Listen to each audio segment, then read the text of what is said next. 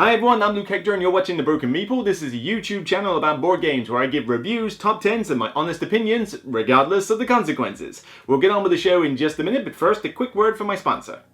As a fellow gamer, you'll understand this is unacceptable. The solution? Head down to my new sponsor, kiender.co.uk. Kiender stocks many of the hot new releases as well as some old hidden gems. Free delivery on orders over £30, further discounts on bulk purchases, and even 5% of your spending refunded back to you as points to be used for further discounts down the line. If you use the referral link in the description below and sign up for a new account, you'll get 5% discount on your first order over £60. So let's make gaps in your collection a thing of the past. Get down to Kiender and start saving today. Thank you for listening and enjoy the rest of the video. Get on with it. You didn't think I'd forgotten about this series, do you? Nah, the UK Games Expo's just been taking up a lot of time with those reviews.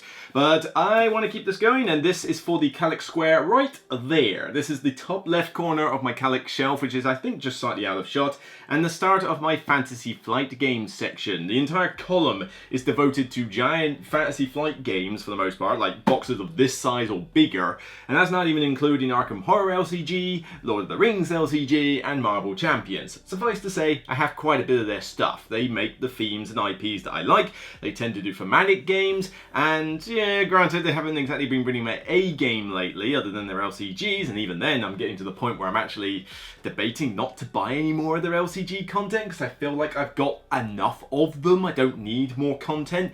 But these games from before, you know, some of them a bit more recent than others, could they still find a place in my collection for all time? Well, we'll have to see. So we're going to have to put a bunch of these on the floor, because unfortunately it's impossible to put them anywhere else without them being off in the camera. So let's start off with Chaos in the Old World. So this one, oh blimey, does anybody remember this big beastie? This was essentially my Blood Rage of the day, because everyone sort of leapt onto Blood Rage with the big sort of Viking miniatures and that, and I found Blood Rage to be just kind of it was alright, but I didn't think it deserved anywhere near the hype it does. And flash in the pan much? Because who talks about that game anymore?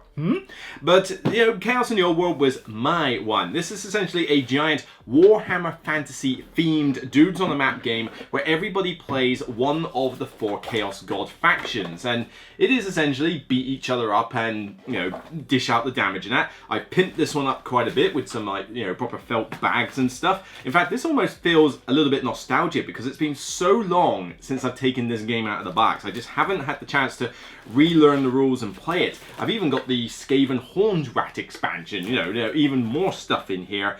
But this one had a board that had all dials and stuff made out of skin, not literally, but that was just essentially the theme of it. Everybody had their own special dial with their own sort of victory conditions that they had to do. You had a bunch of, let's get a bunch of this stuff out. Yeah, so everybody had their little gaudy miniatures, a bunch of cards, and everybody played very asymmetrically. So, you know, the idea was that the Khorne were heavy hitters and they wanted to kill as many people as possible, therefore getting points. Whereas Pestilence, Nurgle wanted to spread out, where the Zenith ones had all the magic stuff and they wanted to, you know, get the power. I forget what the Skaven wanted to do, but everybody had an asymmetric way of playing and winning. This is a great fun game, a really solid game, but I haven't brought it out in ages because it is just, you know, it's a decent amount of rules and it's just been ages since I've played it and there's been too many other games to note. The question is though, can this stay in my collection? There's a big thing about this. You want to find a copy of this game anywhere? Good friggin' luck. This thing is ridiculously rare now. You know, on second edition, on second-hand sales, people will scalp you and for every last hair follicle on your head in order to sell this to you. Like, ridiculous prices. And as much as I say the game is great, it doesn't deserve that kind of a price tag. This bloke won't haggle. Won't haggle? And sadly, you know, people might go, well, alright, I've got Blood Rage, I don't need this. This is superior to Blood Rage. I'm sorry, it just is. And, you know, there's Cthulhu Wars, which is kind of the sequel to this, where you've got a similar concept, but it's done with the Cthulhu gods. I mean, that's got an even higher price tag, and I haven't been tempted by that one. The models kind of look a bit generic with the fancy colours that they use, and I don't know, we've got enough Cthulhu stuff. I don't need everything to be Cthulhu. This worked better with the Chaos Gods going against each other, because I feel that they are far more differentiated from each other than the Cthulhu Gods and Cthulhu Wars are, at least in terms of feel. So if I keep this, I obviously want to get it back to the table at some point, so definitely it will be in my wheelhouse to do that. You know, I don't tend to go much for Eric Lang's stuff. This is probably one of the better ones he's done, alongside, I guess, XCOM for me. But if I sell this, I will never see it again, and it will be gone for good, and I won't know what to price it at because everybody else tries to scalp on it. And it's got the expansion in it, which is probably rarer than the game itself. This is one that if I sell it, it's gone for good. And I don't think I want it to be gone for good. I think I want to put in the effort to get this out again. This one's a keeper for me. You know, as much as it could, if it was more widely available, it could potentially be a Cull, just because I haven't played it in ages. But I keep thinking I want to, and I must get it back to the table again and have some good fun with it. But it's just going to take me a while to get back into the rules, be able to teach it, and of course find another 4 other players willing to play it, because obviously this is now a 5-player game, probably one of the few big sprawling games that I want to play as a 5-player. But it's just really solid. It's really cool, really encapsulates the theme of the Warhammer Fantasy universe. You know, all the different play styles are great. But yeah, so rare that for that reason above a lot at the moment, I want to keep this rather than cull it. Alright, next up, something a little bit smaller. Mission Red Planet. Mission Red Planet, people like to call this Citadels 2.0. It's got some similarity to Citadels, but I think calling it Citadels 2.0 is a little bit misleading. Yes, it has the role selection, but in Citadels, you draft the roles. Here, you have a hand of 9 cards, you play them, and then you have to play a card to get them back into your hand. There are many more games like Aquatica, I think, even Concordia. Ugh, hate the fact that I even had to say that. You know, games like that where you have a hand of cards and you have to play one to get them all back. That it's more similar to than Citadels, to be frank.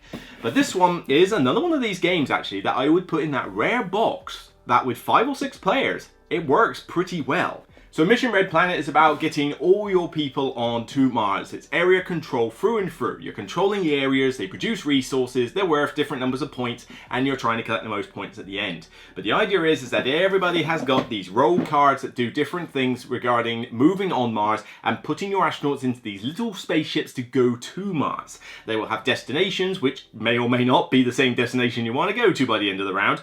But essentially, once the spaceship is filled up, it then flies off, it goes to Mars, drops your astronauts off, and then you're vying for straight up area control. Different resources, different value points, get the most points, win. Nice and straightforward.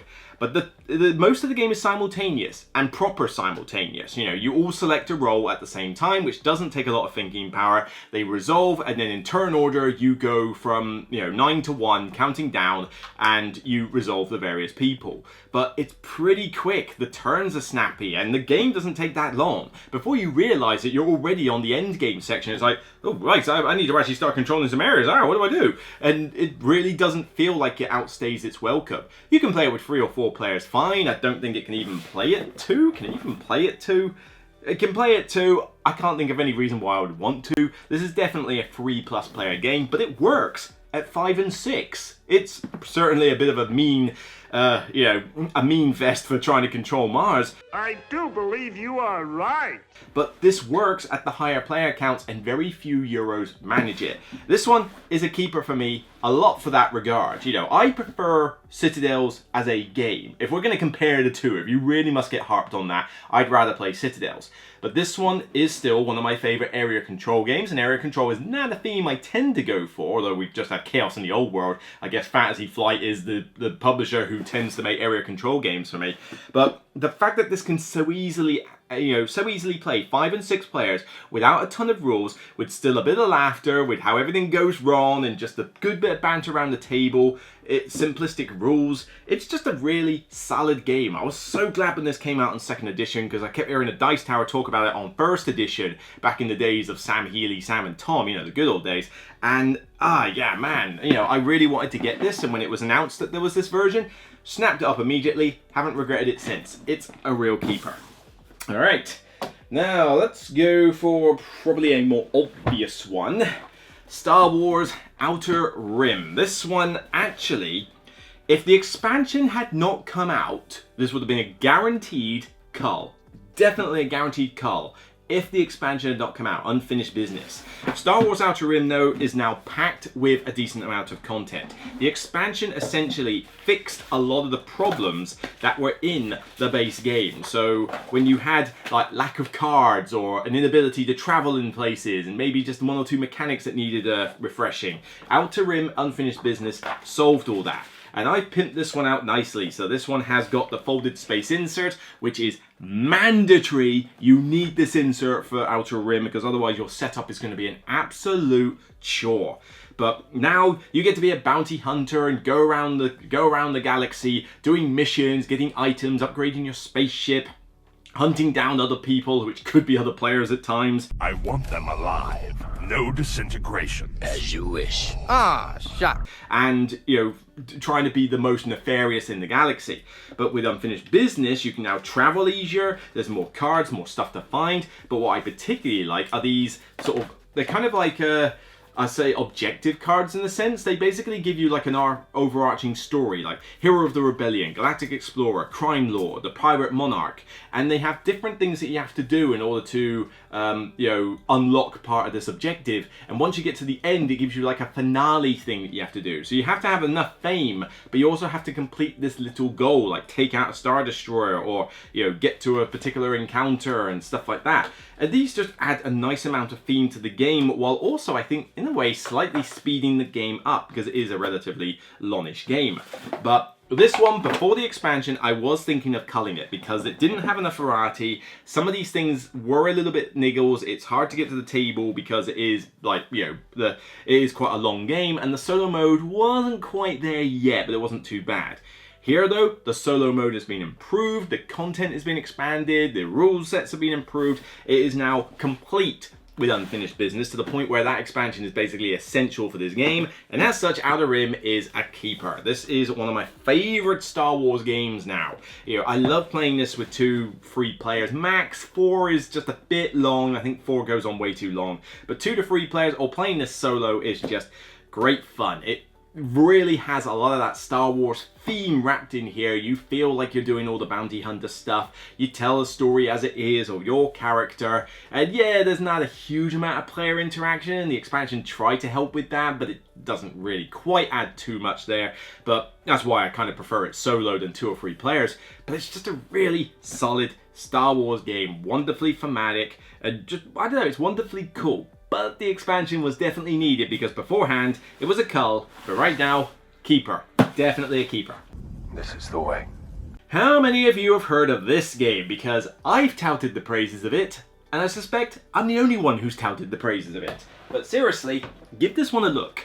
It's called New Angeles. I'm not sure if you'll even be able to find a copy anymore, but this is a game for 4 to 6 players. Unusual count, because this is a negotiation game set in the Android Netrunner universe. So, you know, the corporations that you had in Netrunner, the LCG, where they were the bad guys and you had to go infiltrate their servers and do nasty stuff. Well, now you play as one of the corporations in here. And the idea is that the whole city is going to pot. So everything is like, it's all falling apart, and the government's thinking of stepping in and like going, hey, you guys aren't running this place very well. There's too much corruption. We're going to intervene. You don't want that to happen. So what you're doing is you're working sort of cooperatively with the other people, the other corps, in order to keep the city going. But you have your secret rivals that you have to have more money than them at the end of the game in order to actually win while the city thrives.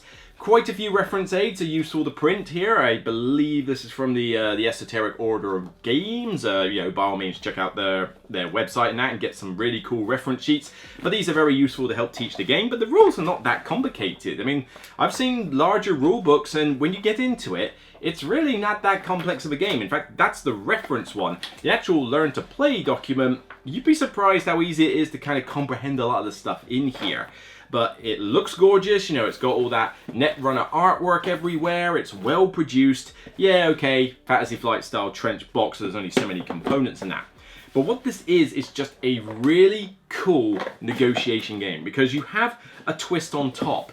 One of you could be a federalist. The government's given them a sweet deal out of this. You know, if you let us take over, you get to run the show and we'll make you the head corporate. One of you is tempted by that. And so secretly you want the city to tank. But you can't let everybody else know about it because each round you all have to vote on these different like projects that you're going to do. Like we want more security here. Well, I want to sort out this outage here. Well, we better sort out this unrest over here. I want more healthcare, you know, bits and bobs like that. You're trying to sort out like completing a global objective as a group, but the Federalist is trying to make it so that the players fail that kind of objective and make life harder, vote for the wrong things, you know, a little bit of corruption here and there, a little bit of deceit, a little bit of dissent.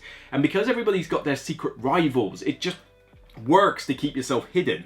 I have never had such fun in some negotiation games before, particularly when I'm the Federalist in this. I will happily play a normal faction in here, but if I'm the Federalist, oh man, it's so much fun. It's a long game. This is going to take you a good 3 hours to play. You have to play the long game in this. You've got to think ahead. And as the Federalist, I've done exactly that. The last one I played, I think at GridCon, I taught 5 new players this, and you know, we had a blast. I was in Techie, the healthcare one, and throughout the whole game, I started off on everybody's side, then slowly started trying to grab a few things for myself, a little bit of manipulation, social manipulation here and there, and then we got to the last penultimate turn. The penultimate term. From the end, we were going to succeed, providing we put these androids in specific places to get the resources we need. Perfect. Hey guys, I got the exact card that will let us do that. Boom.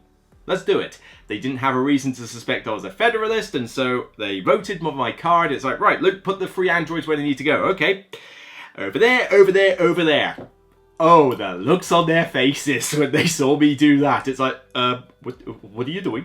What are you doing, Luke? Ah, smug mode. And they realised it, they twigged it, and they had 1 turn left in the game, and they couldn't undo the damage I had done. Critical hit, yes. And that sort of stuff is just so juicy, I love it. But this game is underrated as all get out. Nobody talked about this. Nobody sort of hyped it up. Granted, a 3-hour Euro negotiation game that ideally wants a full count of 6 players works well with 5. I don't think 4 is enough. 5 or 6 players, preferably 6 if you can get it. But it's a long game. It's definitely one for a convention. And honestly, I like to bring this to a lot of conventions because it doesn't take much longer than a typical convention game. If anything, it takes less time because some heavy, convention games can take 4 hours plus. But this one's done and dusted in 3, and you feel knackered afterwards because you're doing so much in it. I love this. It's just always a blast every time it comes out. It just doesn't come out very often. It's a keeper for me though, because again, if I get rid of this, I'm probably never going to see it again. I can't donate this to a library because nobody's ever going to pick it up and play it in a library. So this has to be my copy. But honestly, it's one of, if not one of my favourite, I don't know, can I think of a better negotiation game? A straight up negotiation game than this one? I do like negotiation games. I don't own very many though. This is definitely one of my favourites, if not my favourite. I really do enjoy it. New Angeles, seriously, if you get a chance to play this with me at a convention, jump in on it because I'll be more than happy to teach it and you will have a blast. So there you go.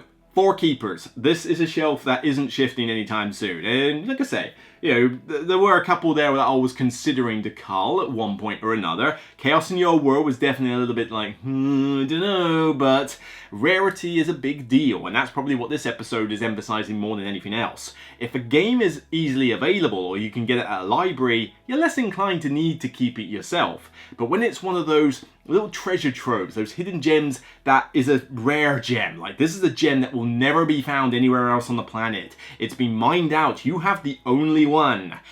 Well, that makes you want to keep things a little bit longer than usual, and maybe that could be considered a bad thing, because you might be keeping a game that's actually not that good for you because it's rare and no other reason. But I know I'll get Chaos in Your World out to the table again. I know I will play New Angeles, and it's easy to get Mission Red Planet out, and Star Wars Outer Rim is still a really cool game, so yeah, all 4 of these are keepers. No doubt about it. So that's it for me on this episode of The Broken Meeple. If you like what you see, then please remember, thumb it up on YouTube and get your comments down below about these games. Do you like them? Do you love them? Have you never tried them? Did you once have them and then cull them? If so, why? I want to hear your thoughts, and so does everybody else. Until next time, you can check out all the reviews that I've been doing lately, such as Moon, Planet Unknown, Mindbug. What did I do recently? The Isle of Trains. Yes, I've got quite a few reviews out already. And there's plenty more to come. My God, am I working overtime at this point. But hopefully you're enjoying them. Until next time, remember, regardless of whether you want to keep your shelf the way it is or not, it's still only a game. Bye for now.